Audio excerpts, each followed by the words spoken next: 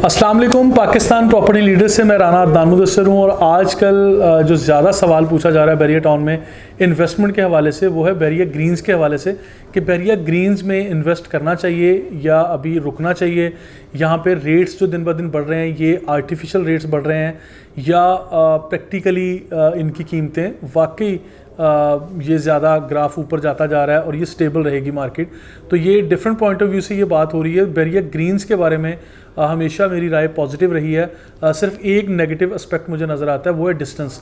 मैंने हमेशा ये बात की कि ये लॉन्ग टर्म इन्वेस्टमेंट के लिए आप लोग परचेज़ करें। लॉन्ग टर्म आज से पहले अगर मैं 5 से 8 साल कहता था तो अभी जब डेवलपमेंट स्टेटस या वहाँ की लोकेशंस को मैं विज़िट करता हूँ, इंफ्रास्ट्रक्चर देखता हूँ या और दीगर चीज़ें या एस्पेक्ट जब हम डिस्कस करते हैं तो फिर मेरे सामने ये चीज़ आती है। मैं ये कह सकता हूँ कि ये लॉन्ग टर्म इन्वेस्टमेंट ही है, लेकिन ये जो टाइम फ्रेम है लॉन्ग टर्म इन्वेस्टमेंट का, इस टाइम को मैं थोड़ा शॉर्ट कर सकता हूँ। हम 3 से 5 साल भी कह सकते हैं, क्योंकि जितना एग्रेसिव वे में इंफ्रास्ट्रक्चर की डेवलपमेंट, कंस्ट्रक्शन और ये दीगर चीज़ें बैरिया टाउन इस पर्टिकुलर हिस्से पे कर रहा है, जिसे हम low cost scheme 75 yards residential plots पर मुश्तमिल इस एरिया को मैं कह सकता हूँ कि ये लो कॉस्ट स्कीम पे जितना बैरिया टाउन काम कर रहा है आज से पहले शायद ही किसी प्रोजेक्ट के ऊपर इतना अग्रेसिव वे में काम किया हो। इसकी 2-3 वजूहत हैं। नया पाकिस्तान स्कीम के अपार्टमेंट इसके करीब में आ रहे हैं। बहुत अच्छे बड़े पार्क जो हैं वो इसी एरिया में बैरिया टाउन बनाएगा। प्रीसिंक्ट 61, 62, 63 के नाम से जो नए प्रीसिंक्ट थे वो भी इसी एरिया में दिए गए, बैरिया टाउन ने यहीं दिए हैं। और फिर प्रीसिंक्ट 38 जो कि काफ़ी हाइट पर ये प्रीसिंक्ट है, स्पोर्ट्स सिटी का आप समझ लें कोई आखिरी प्रीसिंक्ट ये कहलाता है। एवेन्यू 38 से ऊपर होते हुए भी यहाँ रास्ता जाता है और जिना एवेन्यू को भी आगे लेफ़्ट साइड पे मोड़ के बैरिया ग्रीन्स की तरफ लेके गए हैं। और मैं एक और बात भी हमेशा कहता हूँ कि बैरिया टाउन ने अपनी माजी की गलतियों से बहुत कुछ सीखा है और उसी के नतीजे में शायद बैरिया टाउन अपने नाम को बचाने के लिए, अपने काम को, क्रेडिबिलिटी को बरकरार रखने के लिए बैरिया टाउन ज़्यादा अग्रेसिव वे में इस पर्टिकुलर जगह पर ज़्यादा डेवलपमेंट करता जा रहा है। और इंफ्रास्ट्रक्चर देख के आपको हैरत होगी कि तकरीबन 1-1.5 साल के मुख्तर टाइम के अंदर इतनी ज़्यादा डेवलपमेंट, इंफ्रास्ट्रक्चर, ये सारी चीज़ें करना इतना आसान नहीं था। It was all challenging for बैरिया मैनेजमेंट के इन चीज़ों को कम से कम टाइम में डिलीवर करें। एक तो इसका एरियल डिस्टेंस जो M9 सुपर हाईवे की तरफ हमें नज़र आता है वो बहुत कम है। यहाँ से गडाब की तरफ, थद्दो डैम की तरफ रास्ते निकलते हैं जो कि बैरिया टाउन के ऑल्टरनेट रूट्स और ऑल्टरनेट गेट्स का बनना लाज़िम मुलज़ूम है। जो मुझे नज़र आता है, मेरी नाकिस राय के मुताबिक यहाँ पे ऑल्टरनेट रूट्स निकलेंगे जो इस एरिया की अहमियत को मज़ीद बढ़ा देंगे।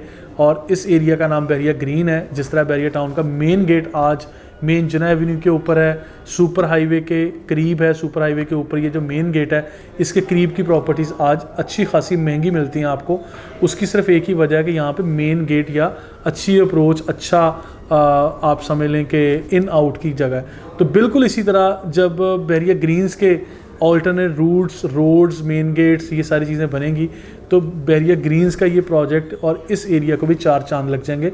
और इसकी वजह से स्पोर्ट्स सिटी को भी मैं यहाँ डिस्कस लाजमी करूँगा कि स्पोर्ट्स सिटी भी और ज़्यादा उभर के चमक के सामने आएगा, क्योंकि स्पोर्ट्स सिटी में जितना भी लोगों की इन्वेस्टमेंट है वो रेजिडेंशियल हो, कमर्शियल हो, हर पॉइंट ऑफ व्यू से यहाँ पे बेहतरी आएगी इंशाल्लाह। और sports city will be the centre of Bahria Town Karachi. कि बैरिया ग्रीन्स में 2-3 पॉजिटिव पॉइंट्स एक और मैं बता दूं कि बैरिया ग्रीन्स में एक तो इंफ्रास्ट्रक्चर तेज़ी से बनता जा रहा है, आप जाकर उसको देख सकते हैं। और 75 यार्ड्स छोटा साइज़ का रिहायशी प्लॉट है। यहाँ पे ग्राउंड प्लस 2 स्टोरी कंस्ट्रक्शन की परमिशन है, जिसके ऊपर आप लोग यानी 4 बेडरूम अकोमोडेशन बना सकते हैं। नो डाउट छोटे छोटे बेडरूम बनेंगे, लेकिन 4 बेडरूम अकोमोडेशन के साथ आप यहाँ पे एक छोटा सा घर बना सकते हैं। जिस तरह 125 गज का घर है, आप उतनी ही अकोमोडेशन आपको 75 यार्ड्स में मिल रही है। इसमें प्लस पॉइंट है कि ग्राउंड प्लस 2 स्टोरी बिल्डिंग की कंस्ट्रक्शन आप करेंगे, जबकि आम पूरे बैरिया में ग्राउंड प्लस 1 स्टोरी कंस्ट्रक्शन की परमिशन बैरिया ने दी हुई है हर जगह पे किसी भी साइज़ के रिहायशी प्लॉट के ऊपर। लेकिन ये वाहिद एरिया जहाँ पे ग्राउंड प्लस 2 स्टोरी कंस्ट्रक्शन हो जाएगी। अच्छा, इससे आगे चलते हैं कि यहाँ इंस्टॉलमेंट प्लान पूरे बैरिया टाउन में शायद ही और किसी जगह पे चल रहा हो, लेकिन ये बैरिया टाउन की ऑफिशियली वो डील है जो इस टाइम भी इंस्टॉलमेंट के ऊपर मतलब ऑन गोइंग है। जो 4 इयर्स इंस्टॉलमेंट प्लान है, लेकिन इसमें 1 साल या 1 साल की एक साथ गुजर चुकी हैं, अभी 3-4 एक साथ आपको जमा करवानी पड़ती हैं और आप इसको परचेज़ कर सकते हैं। बुकिंग में तो नहीं है, रीसेल में चीज़ें मिल रही हैं और फिर प्राइस भी अप्रिशिएट होती जा रही है। जैसी लोकेशन आप लेंगे वैसा आपको ओन प्रॉफिट प्रीमियम, आप कोई भी नाम दे लें, ये अमाउंट आपको ऊपर पे करनी पड़ती है और आपको मार्केट से ये फाइल्स मिल जाती हैं जिसकी ट्रेडिंग अच्छी खासी अभी हो रही है।